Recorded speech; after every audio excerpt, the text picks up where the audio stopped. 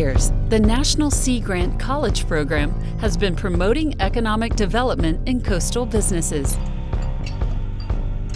It has been fostering stewardship of coastal habitat, and it has been aiding the responsible use of America's ocean, coastal, and Great Lakes resources.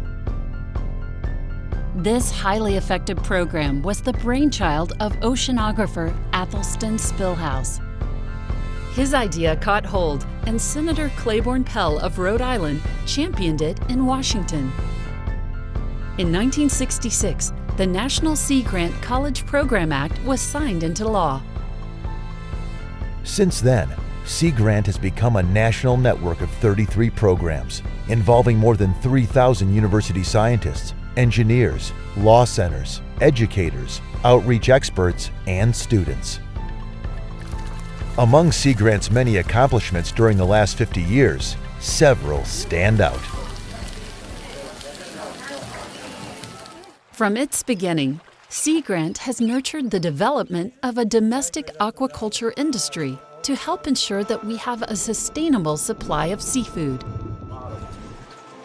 Over the last 4 years alone, Sea Grant provided $26 million for aquaculture research and technology, creating a $200 million economic impact and more than 8,000 jobs. Every year, Sea Grant supplies state and federal fisheries managers with science-based information, vital to maintaining our most valuable wild commercial fisheries: lobsters in the Northeast, salmon in Alaska and the Pacific Northwest, shrimp in the Southeast and Gulf of Mexico, and oysters and clams on all of our ocean coasts.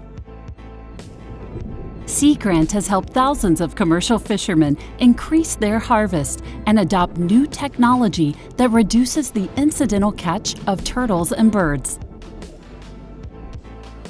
In the 1990s, the program spearheaded the development of a national seafood safety training program. Since 2001, over 90% of U.S. seafood processing firms and more than 26,000 individuals have received this training, preventing an estimated 60,000 seafood-related illnesses each year.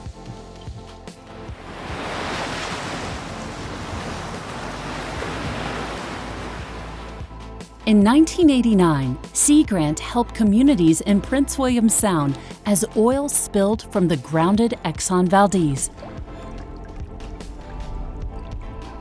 In 2010, Sea Grant staff and scientists all along the Gulf of Mexico responded rapidly to the Deepwater Horizon tragedy by providing science-based advice on dealing with the disaster to community leaders and local residents.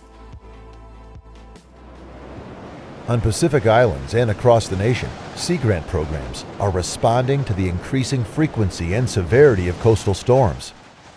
With a handbook adapted from Hawaii Sea Grant, they are helping thousands of coastal residents fortify their homes against strong winds, storm surges, coastal flooding, and other hazards. Sea Grant also advises coastal communities as they prepare for and respond to a changing climate. This helps communities adapt to sea level rise, coastal flooding, coastal erosion, and saltwater intrusion. Harmful algal blooms pose a hazard to swimmers and the seafood industry on all U.S. coasts. Sea Grant programs help protect the public by informing business leaders and decision makers about the causes and effects of these hazards. With leadership from Alaska Sea Grant, the program has worked to reduce the number of deaths in the nation's fishing industry for 45 years. It was instrumental in establishing the National Fishing Vessel Safety Act, and it has sponsored Coast Guard certified safety training that has reached thousands of tribal and commercial fishers nationwide.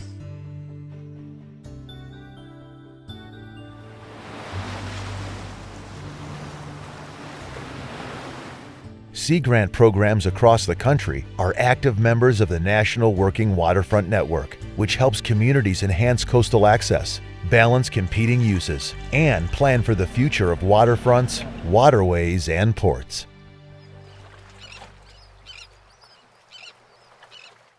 Sea Grant also works with nature-based tourism businesses, recreational fishermen, and the charter boat industry to help them become more sustainable and profitable.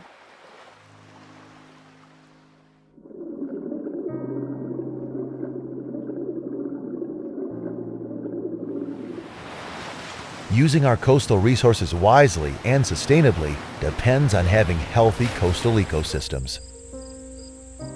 In 2009 alone, Sea Grant led the restoration of nearly 32,000 acres of degraded aquatic ecosystems across the nation.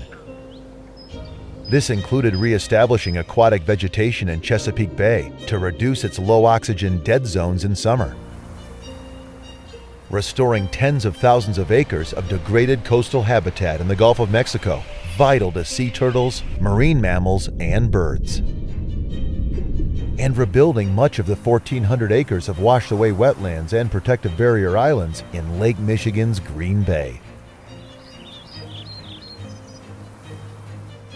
Much of what we know today about nutrient runoff in coastal waters is an outgrowth of university research funded by Sea Grant over the last 50 years.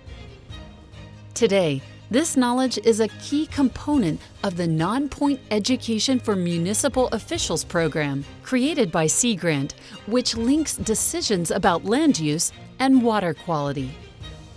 NEMO now assists decision makers in 30 states.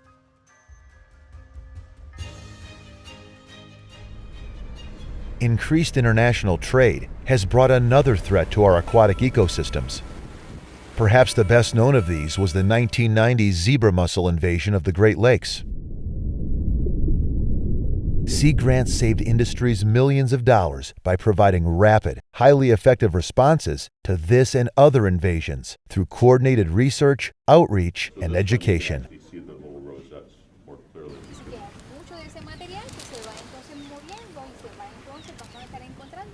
Education is at the heart of the Sea Grant model. Sea Grant provides teachers with curricula and works with students from kindergarten through high school to enhance marine environmental literacy and stewardship. It also promotes the wide range of careers in these fields. Sea Grant's John A. Knaus Marine Policy Fellowship Program trains the best and brightest graduates in marine science, conservation, and policy. It has launched the careers of many of our nation's leaders in marine, coastal, and Great Lakes-related fields. To date, the program has provided over 1,000 fellowships in Congress and federal agencies in Washington, D.C. Annually, Sea Grant provides financial support to nearly 1,000 master's and doctoral students. Over the last 50 years, this support translates into nearly 10,000 graduates with advanced degrees, most of them working in our coastal communities.